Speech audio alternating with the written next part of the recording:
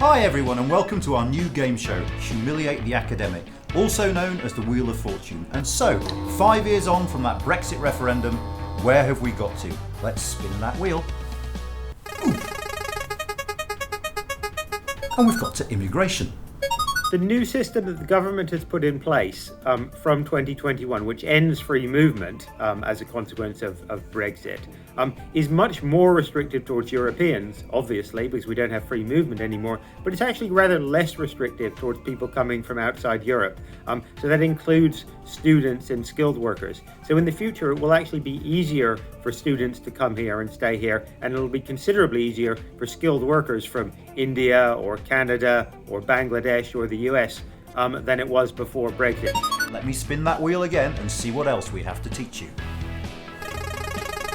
Next up, the State of the Union.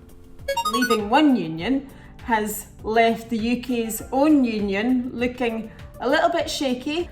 Now we see that independence split Scotland down the middle, so we're round about 50-50 in terms of those who want it and those who oppose it. In Wales it's a lot further back, but it's still there is an emerging Welsh independence movement, and of course with Northern Ireland, Brexit has reignited some tensions. Well, so much for the Constitution, but there's more, don't worry. And now, what about the economy? As of January the 1st, we are under our new trading relationship with the EU, and that is very, very different from the old one. So now we will begin to see if those economic forecasts, the forecast that trade will fall by quite a lot, that in turn will reduce UK growth, will reduce productivity, and will reduce our real wages, whether those things are all actually going to happen. Well, that was the cash. Let's see what else we've got for you. Public opinion. Very few people have changed their minds during the course of the last 5 years about whether or not they support Brexit or not. Polls have repeatedly found 85% of people saying they would vote the same way again.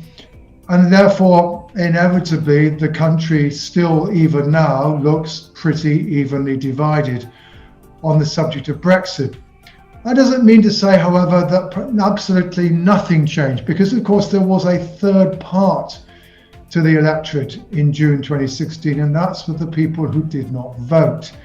One of the things that the polls and academic research repeatedly found was that those who didn't vote in 2016 have become increasingly likely to take the view that perhaps the United Kingdom should not be leaving the European Union after all.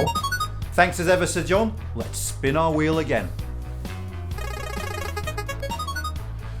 So where are the negotiations with the European Union at? So we've done lots of negotiating, and it's led to two really important treaties. The first one, the Withdrawal Agreement, which is essentially the divorce text, and that also covers citizens' rights and money, and crucially the Northern Ireland Protocol. And then the second one, which was concluded on Christmas Eve, is the Trade and Cooperation Agreement, which lays down the future trading relationship between the UK and the EU. Both agreements look very much like what the EU wanted, with some bells and whistles to suit the UK.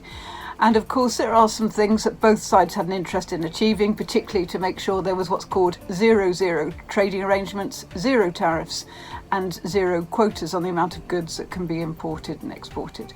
So from that point of view, important trade agreement, but very thin on services, which is where the bulk of the UK economy is concentrated on. Well, that's it for this episode and for these 5 years. But as I think we've made clear, there's loads more to come. Find out about it here.